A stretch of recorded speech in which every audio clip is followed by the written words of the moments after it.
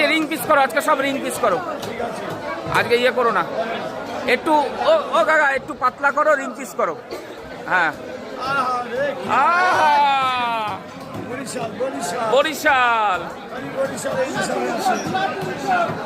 দেখুন, খেলেই দিল খুশ হয়ে যাবে, পিঠ দিয়ে পেটি দিয়ে একসাথে খেতে হবে। আহা দেখুন ইলিশ, পদ্মার ইলিশ, এ কোনো কথা হবে না। ও তুমি কি করলে? হ্যাঁ